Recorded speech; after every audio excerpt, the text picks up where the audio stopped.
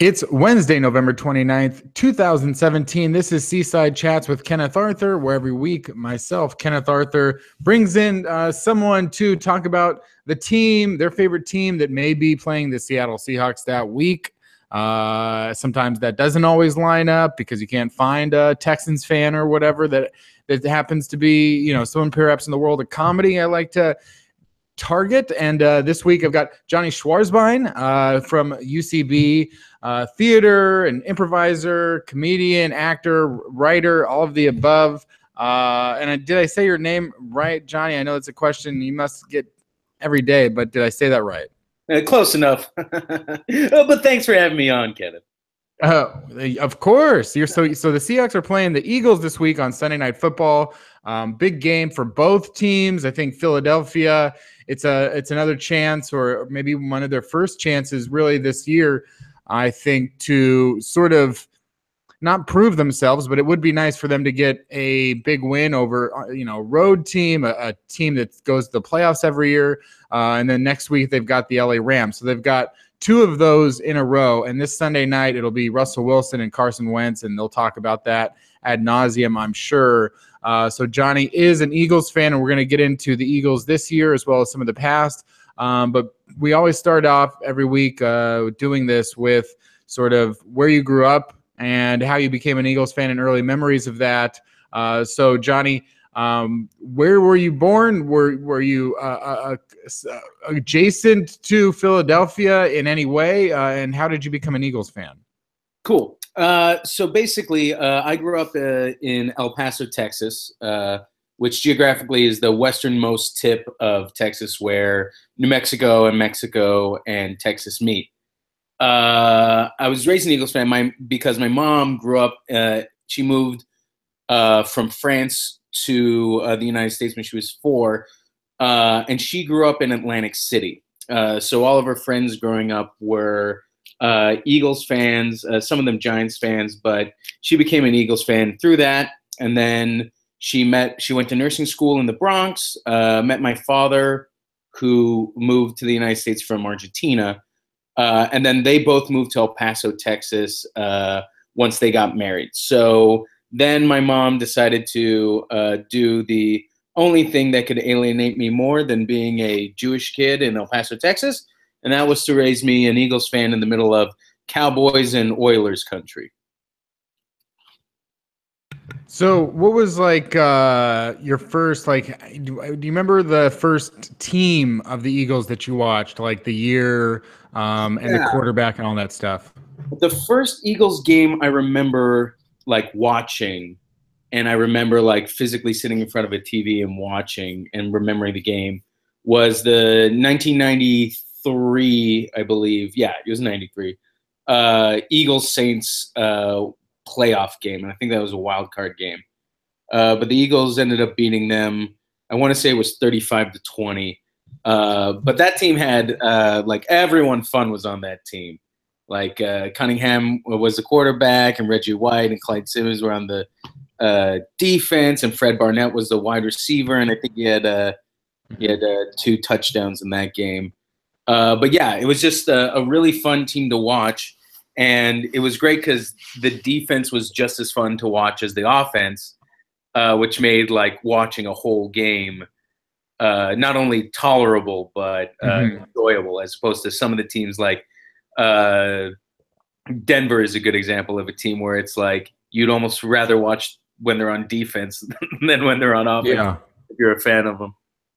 It's funny because it's if you think about the Eagles, I think it almost seems like they do. It would almost seem to me initially that they have longstanding stability at quarterback, but when I look at it now, it seems like as soon as Randall Cunningham, got injured or couldn't play consistently anymore, I'm looking at the leading passers from 91 on, and it's it would be the Detmer boys and Rodney Peete, and I think Bobby Hoying was in there for a little bit. Yeah, man. AJ Feely, I think, was in there. That might be 2000s. Yeah, as soon as then you had Doug Peterson in 1999 was their leading passer. and of course has come full circle on that. But then after all those, what do you remember most about like once the Donovan McNabb years hit for Philadelphia in 2000 and they started winning all those games, but not quite getting to the Super Bowl until the end, and then losing the Super Bowl? What do you remember the most about those early 2000s Eagles? I just remember just jubilation and then frustration, like being the same emotion, because they would win 12 games. You'd be like, but they're gonna lose in the playoffs. So that's kind of like a long-standing thing with my Eagles history of fandom, is that you have to shit on the Eagles every time you give them a compliment. So you have to be like, oh man, McNabb looks amazing. He's doing it with his legs, he's doing it with his arm, and he's finally got weapons around him. Westbrook's healthy. Oh man, they look great. But they're going to choke in the AFC Championship game. Yeah, and it's when they finally got the Super Bowl, it was just an amazing feeling. But I knew as soon as the game started, I knew we were going to lose, because one of my friends, I was living in Tucson, Arizona at the time in college, and one of my friends came over, and he wasn't a Patriots fan, he wasn't an Eagles fan, but just to be like a dick, he was like, I'm going to root for the Patriots. Why not? And I'm like, realize how big of an Eagles fan I am. And you came over to my house to watch the game, and you're going to just like arbitrarily. And I knew right then that that was the jinx. And that was the reason why the Eagles lost, is because that one friend went for the Patriots. It wasn't anything that happened on the field. It was that guy jinxed it.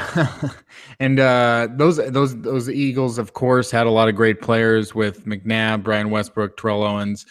You could name Brian a bunch Dawkins, more. my favorite Eagle of all time.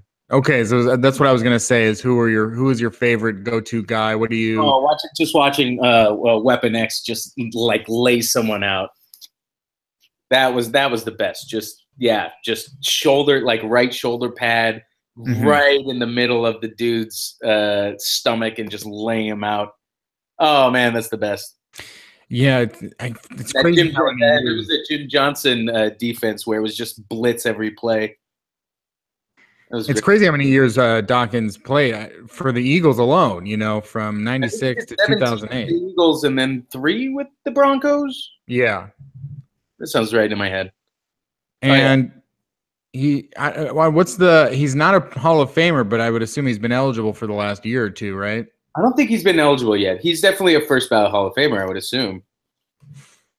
I mean, they're letting in kickers now. He's got to be first ballot. Well, right? If his last year was in 2009, he would have to be eligible, at least for the last couple of years, because I think you're eligible after 5 years after you retire. But I would agree with you that he certainly would seem like a first ballot Hall of Famer to me. Well, then he's in, right? He has to be in. He's not in, but this is the type of research that doesn't get done on my show.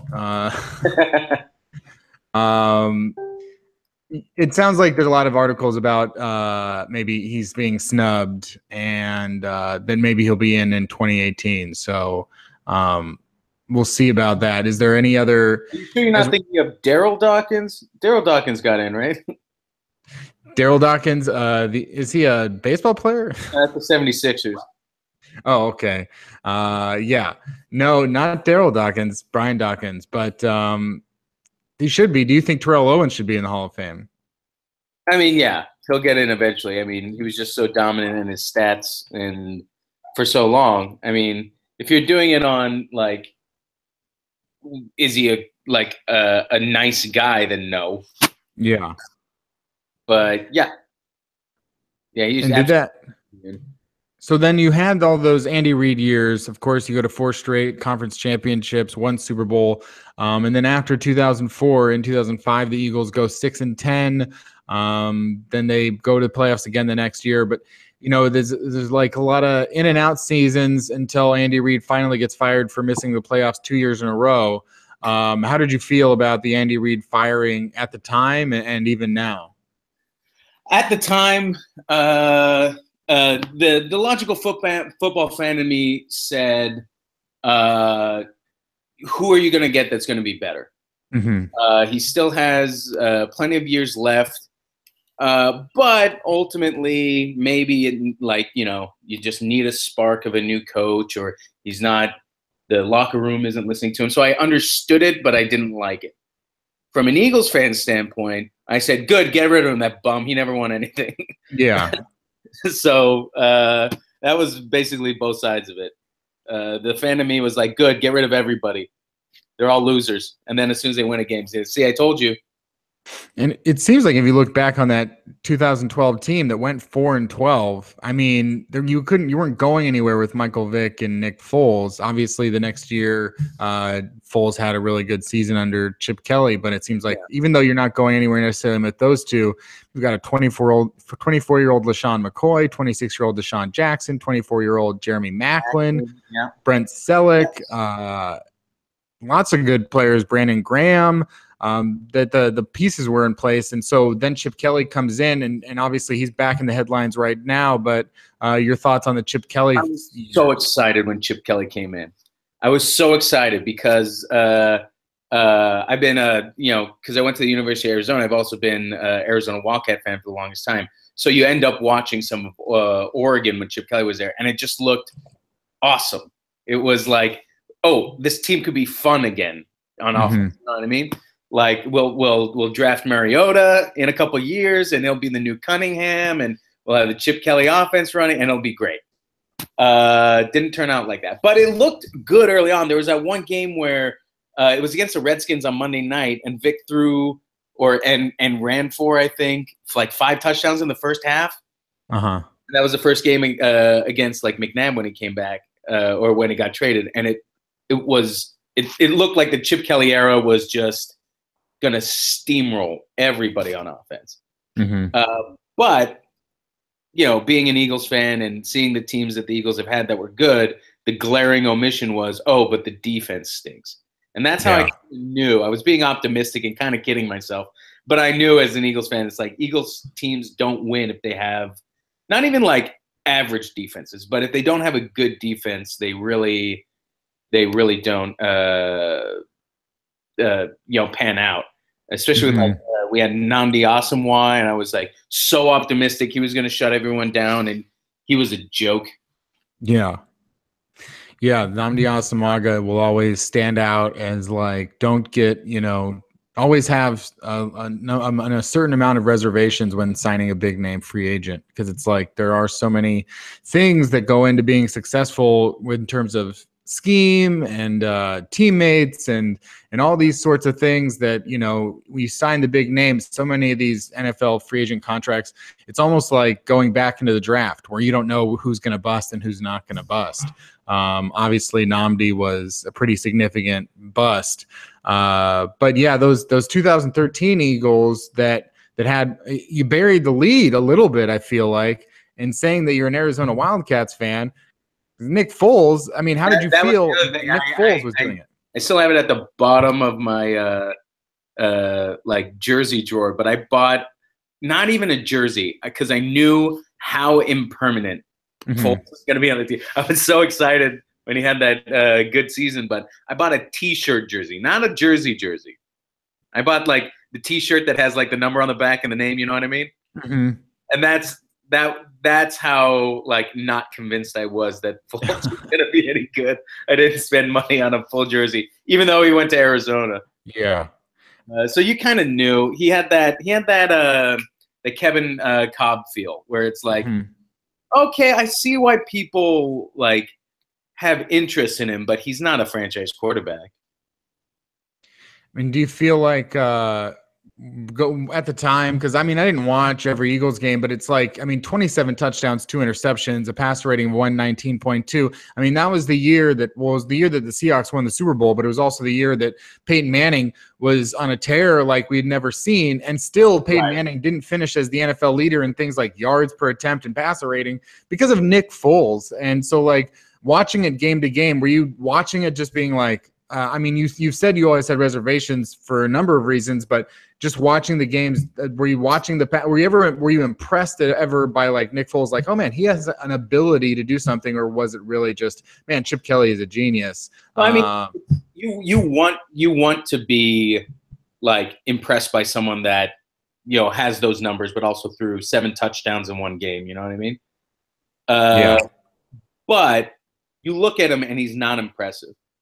And then you start to look around him and you're like, oh, I see why this is going on. The offensive line is like healthy and blocking well. And we have LaShawn McCoy who can take some pressure off of him. So he only has to worry about like completing passes as opposed to I need to win everything with my arm. And then you look at the wide receivers and the tight end position, and they're like making plays and like not dropping balls that are thrown like in front of them or behind them. Yeah. So it was like the offense that did the job as opposed to like Peyton Manning who's winning games like by himself. So it was never like watching those games to me. It was never, wow, Nick Foles is impressive. It's like, wow, this offense is a well-oiled machine. Those couple of years there was a lot of transition and change, and it seemed the Chip Kelly and the roster turnover and all that kind of stuff. But it's interesting now as I look back as well, just as a reminder, that the Eagles were 9-3 in 2014. So is that come after they'd gone 10-6, they lose in the wild card by 2 points to the Saints. The next year, there's a lot of momentum for the Eagles. They start out 9-3, but they bench Nick Foles. And then they played the Seahawks at 9-3 and really got dominated in a lot of phases of the game, just in terms of the Seahawks had 28 first downs to 9 first downs for the Eagles, 440 yards for Seattle compared to 139 for the Eagles. And then they lost 3 in a row and didn't make the playoffs. And then so like that's an interesting sort of parallel maybe to this game, not in the sense of the Seahawks are not as dominant as they were going into their second straight Super Bowl, of course. But certainly there's a time now with the Eagles being at 10-1 to be like, okay, we'll get this win to at least solidify that when you go into the NFC, playoffs against teams that are better than Seattle, there will be a certain air of confidence. So how much do you think like about those big games for Philadelphia? Because as you were saying before, you always have to have some doubt with these Eagles. So like, how important are these big games? Okay, let me put it this way. How much more do the Eagles have to prove to people to show them that they're the best team in the league right now? I mean, well, if they lost the game, then they would have something more to prove, right? Going into this game, who's better this season than the Eagles? They're leading every single offensive statistic in the red zone and on third down. They have the leader MVP candidate in a second-year quarterback. Their tight end's a beast. They have all these new wide receivers from free agency. Nelson Aguilar's improved. Their defense isn't just shutting people down. They're scoring on people. Their special teams is on point. All 3 facets of the game, they're better than combined. Those 3 facets better than the Patriots, the Steelers, the Saints, and the Vikings. And they proved it all year. They beat the Panthers, who everyone says is on the come up in the NFC and is dangerous. They already beat them convincingly. They lost to a Kansas City team, which at the time ended up going, 6-0, and then they fizzled out. So this game isn't like a do or die game because the Eagles can drop one and still be as good as they were. But that being said, from an Eagles fan perspective, they're all bums. And if they lose this game, I guarantee they lose against the Rams. You know why? Because I bought tickets for me, my mom, and my brother who are flying out to LA to go see them in that crummy stadium with that fake LA Rams crowd. And they're going to lose in Seattle. And then they're going to lose because I bought these tickets 4 months ago. Of course they're going to lose. Yeah. And if they lose those 2, then they're going to lose the rest of them. They're going to sneak into the playoffs on a wild card. No, they'll win the division still because, oh boy, the rest of the NFC East is just a trash fire. Yeah. So they're gonna go into the playoffs with no bye, and then they're gonna lose in the first round. You'll see. Great. This is a great opportunity to talk about those prospects for the Eagles. In terms of they obviously they fired Chip Kelly and then they bring in Doug Peterson. Could you imagine if they didn't just give away Shady and Deshaun Jackson and Jeremy Mack. I mean, could you imagine with LaShawn McCoy in the backfield, so explosive compared to the guys we have? I mean, it would be amazing. Yeah, it's interesting how quickly Jeremy Maclin disappeared. I was forgotten about. He was, I guess, I didn't even realize he's played in 9 games this year for the Baltimore Ravens, but sort of fallen off. Who's watching the Ravens? They got a great defense and special teams, but that's not where Jeremy Maclin plays. No. Certainly. So with this team, so in terms of, you asked the question, which was who's playing better than the Eagles. I mean, I would say that I don't prefer the Eagles in the NFC right now to the Saints or the Rams. And that's just because I think that the Rams have a better defense and special teams, and I think the Saints have better offense and, a very good defense and have the veteran quarterback advantage right now, even though, the Saints just lost to the Rams, someone had to lose. So I would pick maybe one of those 2 teams over the Eagles.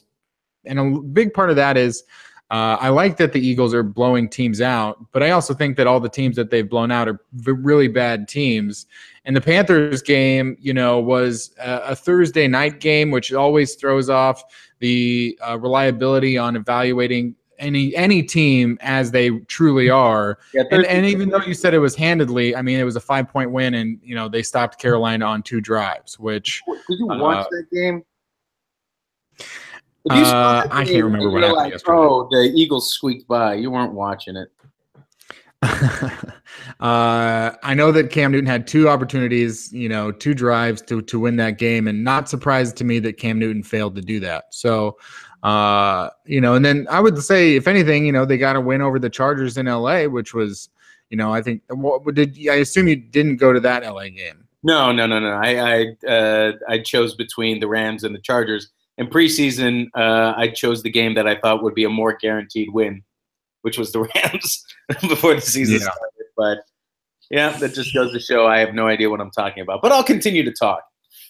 Also, so they beat the Cardinals, the Chargers, the Niners, Broncos, Bears out of division, and then they lost to the Chiefs. And they beat Carolina, which is a good win if you're looking at quote-unquote strength of schedule. But the other thing is, no one brings up the fact that they're undefeated in their division. In a division that everyone knows it's so hard to win an NFC East division game, regardless of which team you're playing. And it was said when they were playing the games that this is if not one of the strongest divisions, top to bottom, in the league. Yeah, but we know now that the Giants aren't a good team, right? I mean, we know that the Giants are a terrible team, and we know when they beat them. Well, I mean, whether it was early or later, before Eli Manning showed that he's 36. I mean, has Eli Manning ever been good? I mean, that's not really. If anything, they beat the Giants. They did beat the Giants when they had Sterling Shepard and Odell Beckham and Brandon Marshall. They were certainly a better team at that time because of that. And I think, obviously, if Odell Beckham was healthy, Eli Manning probably doesn't get benched because he's clearly put up his best career numbers with Odell Beckham. So, that's certainly something. But my only thing is, okay, so they've also played 4 of their last 5 games at home. And their next 3 games are on the road. So how much do you think the home road thing affect Philadelphia? I mean, how much does it? Well, playing in Seattle is always tough, regardless who you are. But I mean, I feel like the Eagles play better on the road because they play in Philadelphia at home. You know what I mean? Mm-hmm. Like the weather's never great. And the fans will turn on you on a dime. So if they hear a bunch of boos when they're away, it's not that much different than playing at the Link, you know what I mean? And especially having Carson Wentz, away fans don't hate the Eagles as much as they used to because you get that LeBron factor where people go just to see the other team's player. You know what I mean? So I feel like it's going to be the Rams game is going to be very friendly because even though the Rams look good, people still don't care about them in LA. Sure. So I have my good seats, but I'm planning on moving up to better seats once the first quarter is over. So I don't see the Rams beating the Eagles in that game. The Seattle game, I feel like I'm a little more worried about. But then again, the Seahawks offensive line has looked like trash this year. And Eagles front four is for real. And their cornerbacks are like making plays. And we have Darby back now, which we didn't have when we lost to Kansas City. So I don't see how the Eagles lose both of these games. But I also don't see how you can't think the Eagles aren't like heavy favorites to beat both of these teams, even though it's away. That being said, as an Eagles fan, these guys are bums. And you know they're going to lose both of these because they stink. They stink at home. Of course they're going to stink away. I mean, that crowd in Seattle is going to be so loud that Carson Wentz isn't going to be able to translate any of the plays to anybody. And, of course, Blunt is probably going to get stuck in the mud again because he's a bum. And the only reason we overpaid for him is because Belichick is the best coach ever. So, yeah, they're definitely going to lose both games on this West Coast stretch. You've just mentioned Carson Wentz, and that's the first time we've talked about him on this podcast. We talked about him that's the first time we've said the name. So 28 touchdowns, the NFL lead, passer rating of 104. Heating up as the season goes on, it would seem. It had no problem against the Denver Broncos secondary and pass rush and defense and all that. 4 touchdowns worked out pretty well. Yeah. With that being said, like, how did you feel about the move up to get Carson Wentz? How did you feel about his rookie season? And are you higher than most, lower than most on his second year? Do you have any concerns? I'm way higher than most. After the first 4 games last year, I was all in. I hopped on the Wentz wagon, headed straight to Pennsylvania, and I was like, this is it. This is the forget about Donovan McNabb. This is the next, this is going to be the best quarterback in franchise history. And then the next 8 games happened. Right. Yeah. And I was like, oh, woof, this guy stinks. But this year, he's managed to do it every single game. I'm trying to think of a game that was like his worst game. And I can't remember a game he didn't look good. There was one, I think he had 2 interceptions, but one of them was like a Hail Mary at the end of the first half or something like that. I can't remember it exactly, but it's not like he hasn't looked amazing the whole year. Now that I look at it, if you go back last year to this year, it was actually he went 16 straight games without a passer rating over 100, and then in his last 7 games, he has 5 such games. And this year, he doesn't have a single game with a passer rating under 80, so he's been consistent there. But it also helps that the offensive line is playing better, and with Jason Peters notwithstanding, in the grand scheme of the offensive line's health in Philadelphia has been better than most years, even though it's not. The question mark is Big V, who's taken over for Jason Peters. If he continues to play at least good, he's been like blocking well, but he's good for 2 penalties a game at least. So as long as the offensive line stays healthy and keeps Carson Wentz, and the other thing is he has more weapons around him this year. Since they added Alshon Jeffrey and Torrey Smith. And they're not dropping balls. Like Nelson Aguilar was the worst last year. Just like stone hands, couldn't catch anything. And Ertz was dropping passes too, but they've been on point this year. Also, their backups have been playing out of their minds. Like there's that rookie, Corey Clement, who's like the 4th running back on the depth chart. And he had 2 touchdowns a week ago, I think. And Burton, who's the backup tight end. He's been playing well when Ertz has been out. So it's like really like all a team effort on offense. But Wentz definitely shines because he's doing a lot. All of his like highlight plays where he just shows off his escapability have been just so cool.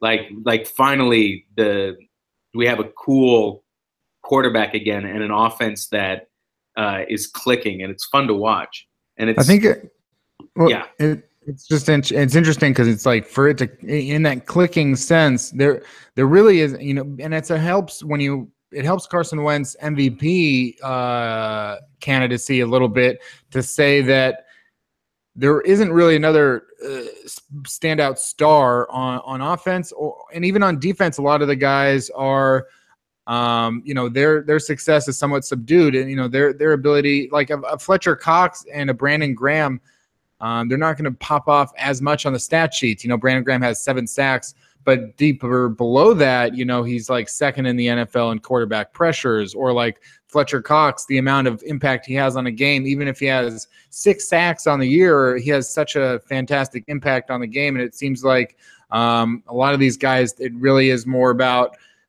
the greater good than in any individual piece. That being said, of course, these guys are very talented. So after Carson Wentz, like who would be your top 5 Eagles in terms of importance? Like the top 5 guys you couldn't lose if you want to go win the Super Bowl.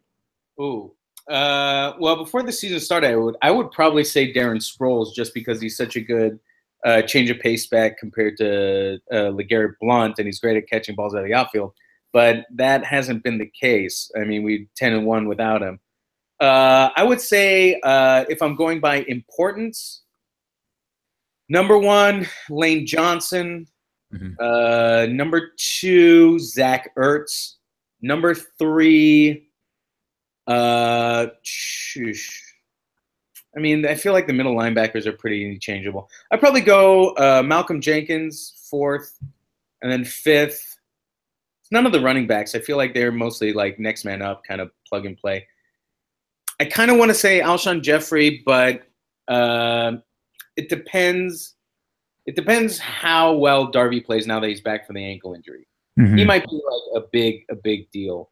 Also, I love that Jake Elliott is just like hit that 61-yard game winner, and just like, because we've gone through a little bit of a carousel last few years with Cody Parkey and Caleb Sturgis, and they've all been like good or solid for the most part. But just having a rookie step in and not just like not lose games as a rookie kicker, but like win one or win a couple, like that's definitely been a great surprise.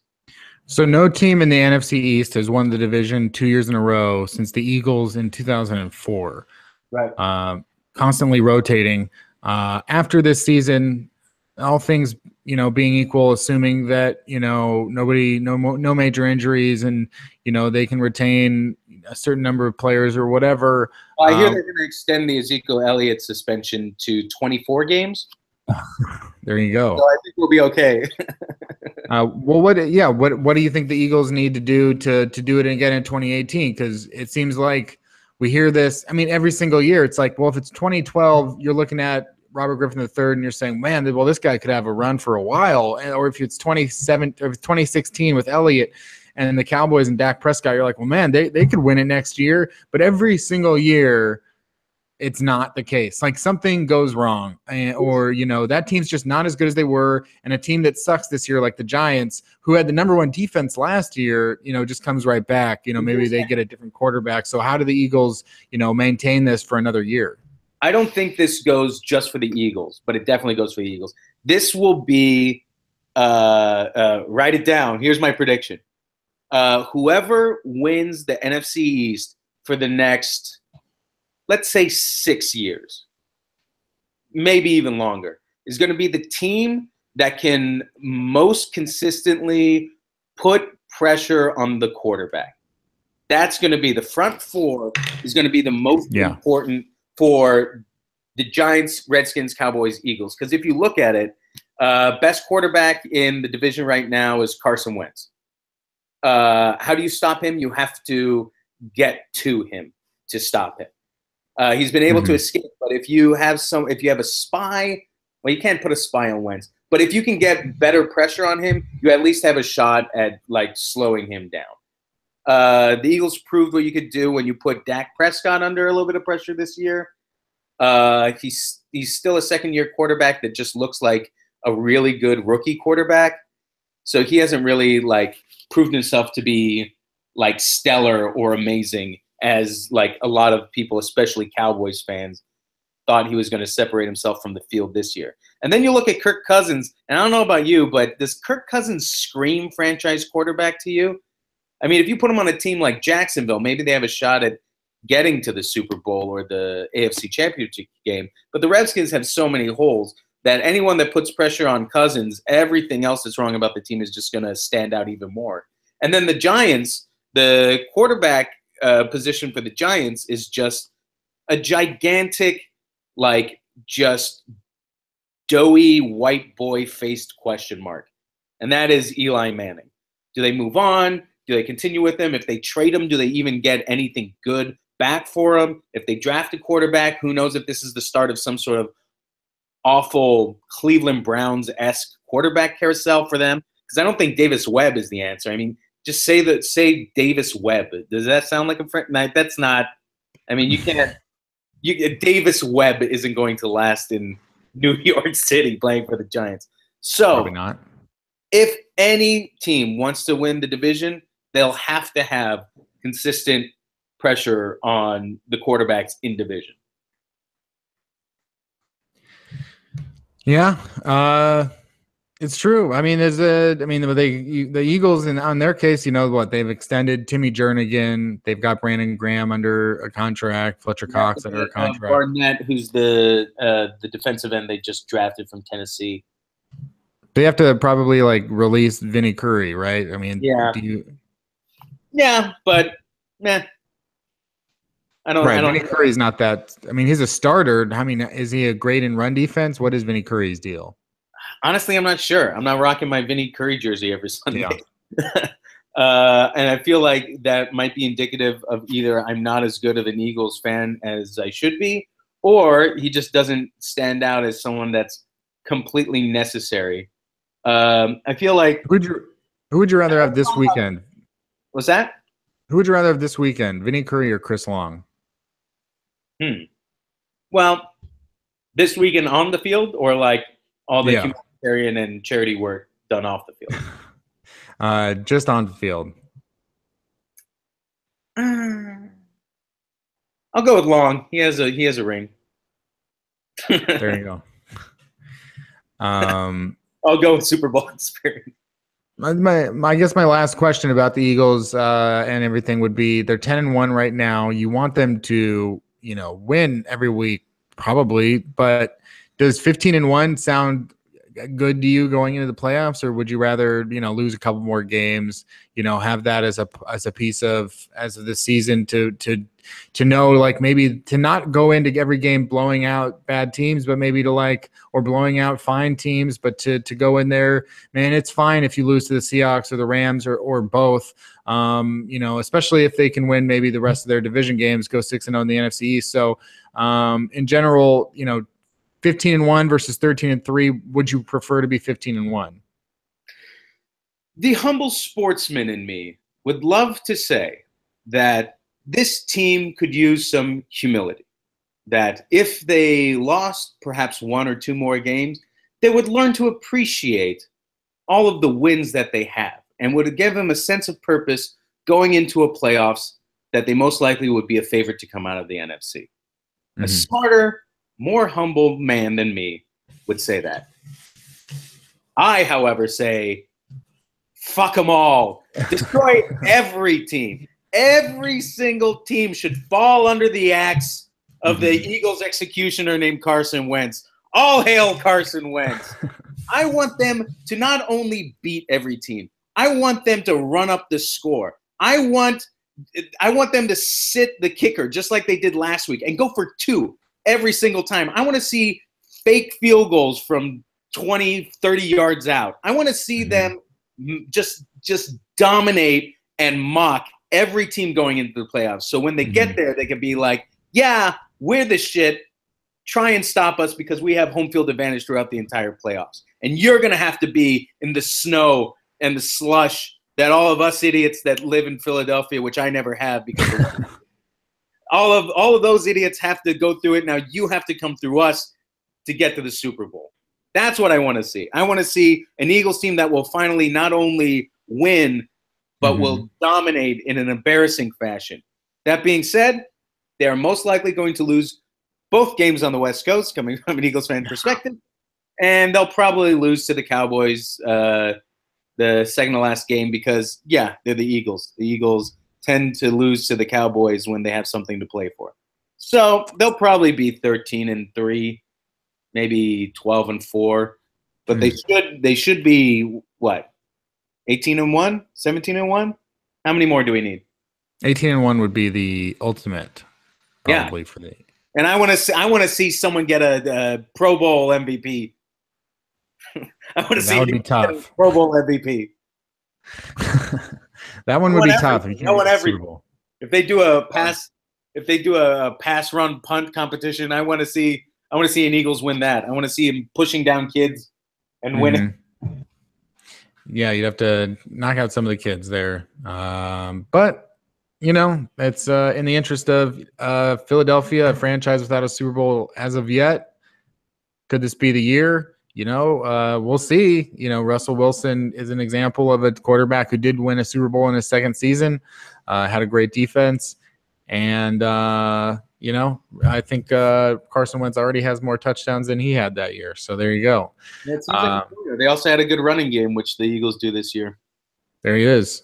And that's another reason I like the Saints. I mean, that running game is insane. So we'll just see. I'm very interested. I think that probably we will get a divisional or an NFC championship between the Eagles and the Saints, and it'll be a great game, I think. So we'll see what that happens. But even still, I think the NFC, especially compared to the AFC, very fascinating. Every matchup in the playoffs should be good, I think. So not really a sour apple in the bunch. I just don't understand why the Saints, where everyone's so high on the Saints and they're not high on the Eagles. If you're looking like who have the Saints beat that everyone says, oh, they're like better than the Eagles? They don't have any good wins.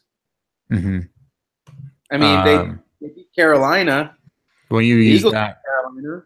Well, and you used it as they blew them out 34-13. And yeah. Okay, there's one. Then they played what? The entire NFC North? Mm-hmm. Chicago, Green Bay, Detroit. I mean, are those impressive wins? Tampa Bay they beat. Is that impressive? Buffalo, Washington in overtime. I mean, they're first in the NFL in net yards per pass attempt. They're first in the NFL in yards per carry. They're first in rushing touchdowns. Drew Brees is Drew Brees. He's maybe, top 3 quarterback all time. The running game, they've got Mark Ingram, could be an all-pro. Alvin Kamara could be offensive rookie of the year. Michael Thomas, I think, is one of the best receivers, in the NFL, underrated. Cam Jordan, 10 sacks. So I'm just sort of looking at it. Marshawn Lattimore, could be Pro Bowl as a rookie. I'm looking at it maybe from the standpoint of I'm the type of guy that wants to know, about running game, and do you have an elite quarterback, and can you stop the other team's quarterbacks? Can you stop the opposition's passing? And I think that if in the similar vein to their Super Bowl championship in 2009 when they forced a bunch of turnovers, this year they're average in forcing turnovers, but I think they've got a better overall personnel than the 2009 team had. And I guess it's just sort of more along the lines of it's heads up Drew Brees or Carson Wentz. And if everything else kind of evens out, I'm going to go with Drew Brees in this case. And then in a couple of years, I'll probably would go with Carson Wentz. So, well, how about this? One of your points was that they have this amazing run game. They have less yards than the Eagles do, and they're averaging less yards per game than the Eagles have. Yeah, they have more touchdowns, but the Eagles are getting touchdowns other ways. If we're looking at quarterbacks, is it better to have someone who's young and like coasting into his prime, or is it better to have the next guy that's going to Eli Manning himself and show you how old he actually is, as opposed to find a fountain of youth for yet another week. Well, and the other thing that the Saints have that the Eagles don't, which you neglected to include, is 2 more losses. They've lost to the Patriots, the Vikings, and the Rams.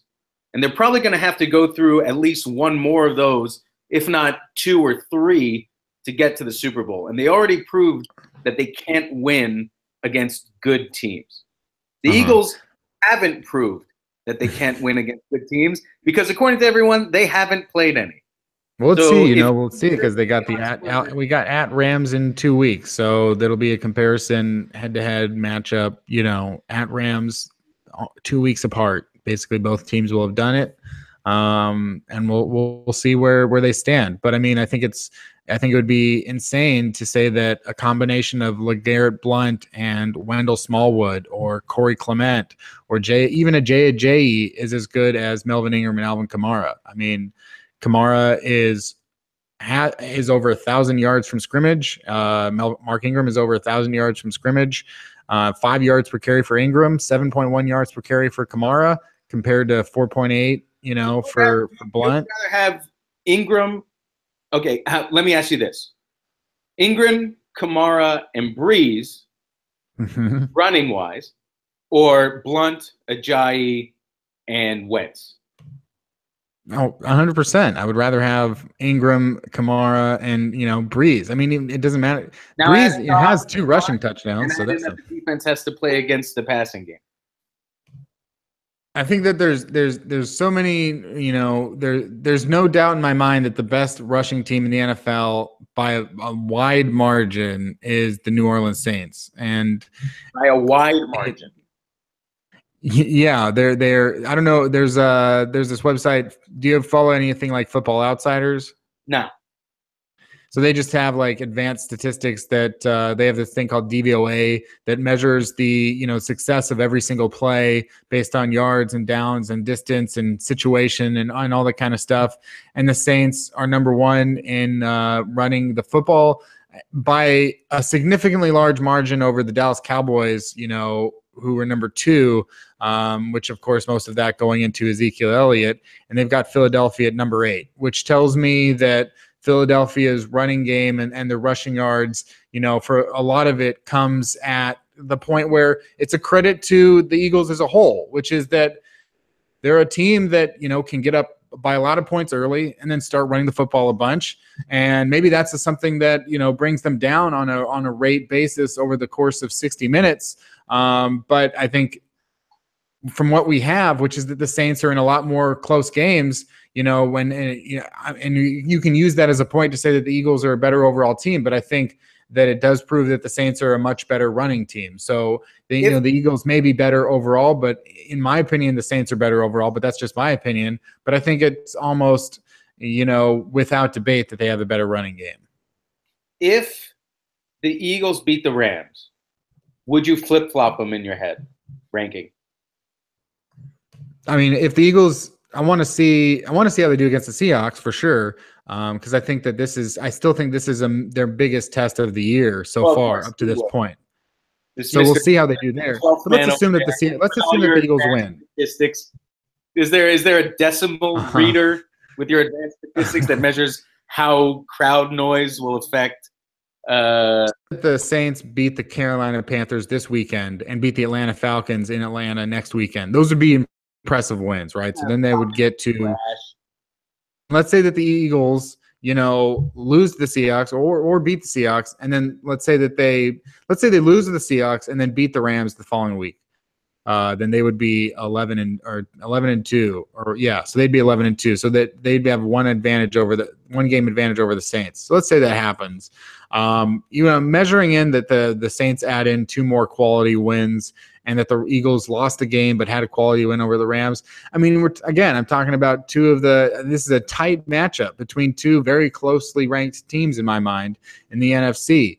And so I would say for me at that point, flip Philadelphia. But I also,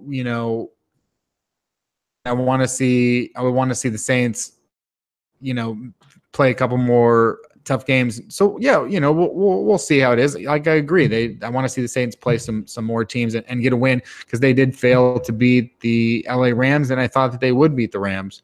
It made me think that the Rams, it convinced me that the Rams are better than I thought they were slightly. So in general, I think the Saints are just better suited for the playoffs. But if they have to go to Philadelphia in the playoffs, which it seems like they will have to do, maybe the Eagles have a better shot of getting to the Super Bowl. So, well, I guess we'll have to wait and see.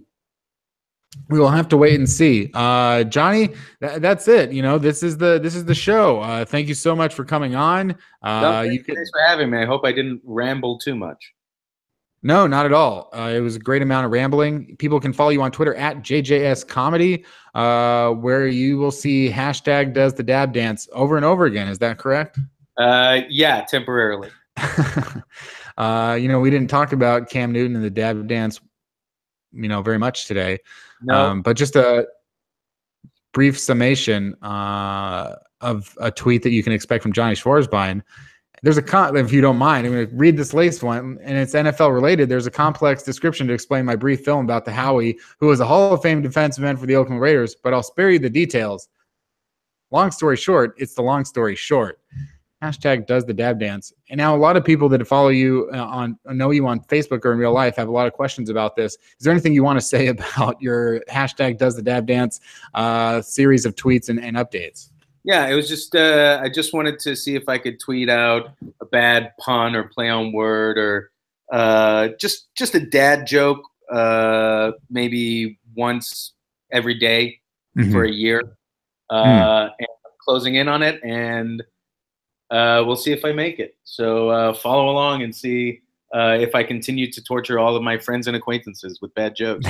There it is. Follow at JJS Comedy. Jonny Svarzbein, thank you so much for coming on to the show. Absolutely. This has been Seaside Chats with Kenneth Arthur. You can follow me on Twitter at Kenneth Arthur S or at Field Goals, fieldgoals.com. And this has been Seaside Chats, and we'll see you next week.